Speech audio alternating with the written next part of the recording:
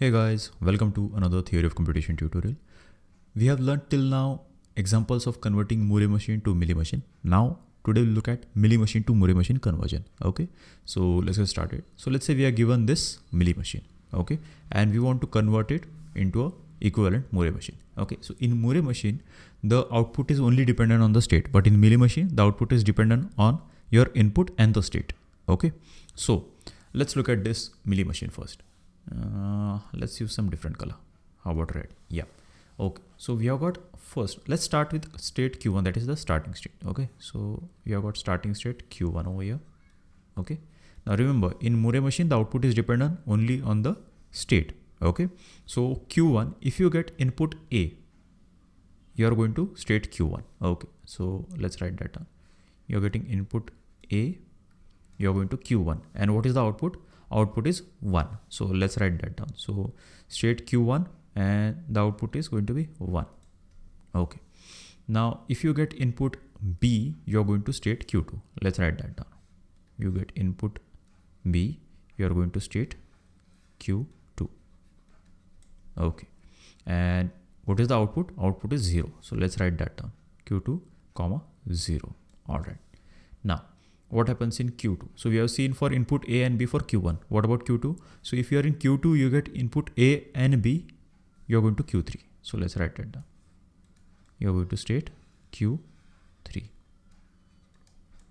a comma b, and the output is going to be 1. So it's q3 comma 1. For both inputs, the output is going to be 1. All right, now in q3, if you get input a, where do you go? You're going to state q4. So let's write that down. Okay, so you get input a, you're going to state q4, and the output is going to be 0. Okay, so q4 comma 0. And in q3, if you get input b, you're going to state q1. So q3 to q1, if you're getting input b, and the output is going to be 1. So over here already the output is 1, so this state is fine. Okay, now what happens in q4? So let's say you're in q4, you get input a, you're going to state q2. Okay, and the output is going to be 1, but we have already assigned the output 0 over here for state q2, right? So you cannot have output 1 over here. So what do? So you create a new state called q2a. So let's create a new state called q2a. Okay, let's draw it over here only. State q2a. Okay, it's a new state, and in q2a you get input from state q4, you get input a, and the output is going to be 1. Okay, output is going to be 1. Okay, and what happens in q4? If you get input b, you are going to q4 itself, but the output is going to be 1. But over here we have already associated output 0 with q4. So you need to create another state called q4b. So let's create a new state called q4b. q4b. Okay, and the output associated is going to be 1 with this state. Okay, and this is for output, this is for input b. Okay, so now we are done with q4, but we are not completed this Mealy machine. Why? Because we have not mentioned what happens in q2a and q4b when you get inputs a and b over here, right? So we have to follow the same input and output for q2, that is q2a and q4b, that is there for q2 and q4. Okay, so in q2a, if you get input a, where it is going? It is going to, in q2 it is going to q3, and the output is going to be 1.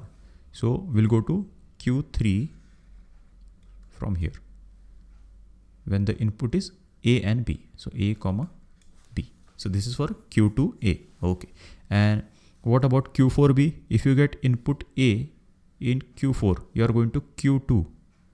Okay, and the output is 1. So which is the state q2 with output 1? It is q2a. So from q4b you are going to q2a for input a, and from q4b you are going to a state that is going to itself, but the output is 1. Okay, so from here you are going to a state q4. Now out of this, where is the output 1? Output 1 is over here. So you are going to itself when the input is going to be P. So now we have completed our Moore machine, that is equivalent Moore machine for this Mealy machine. Okay, so we'll fill in the transition table for this. Okay, so first we have got states. We'll write the states now. Q1, then we have got Q2, then we have got Q3, Q4, then we have got Q2A and Q4B. Okay, these are the states. Now let's write the outputs that are associated with this state. So with Q1 it is 1, Q2 is 0. So 1, then we have got 0, then Q3 is 1, Q4 is 0, Q2A is 1, and Q4B is also 1. Okay, so these are the outputs associated with these states. And what happens if you get input A in Q1, you are going to Q1 itself. So let's write that down. You are going to Q1 itself. And if you are getting B, you are going to Q2. In Q2, if you are getting input A and B, you are going to Q3. So it is Q3 and Q3. In Q3, if you are getting input A, you are going to Q4. And if you are getting input B, you are going to Q1. And in Q4, if you are getting input A, you are going to Q2A. You are going to Q2A. And if you are getting input B, you are going to Q4B. Q4B. In Q2A, if you are getting input A and B, you are going to Q3. So Q3, Q3. And in Q4B, if you are getting input A, you are going to Q2A, Q2A. And if you are getting input B, you are going to Q4B, Q4B. So this is the transition table for the equivalent Moore machine. I hope you got this concept. If you have any queries, feel free to ask me in the comment section below.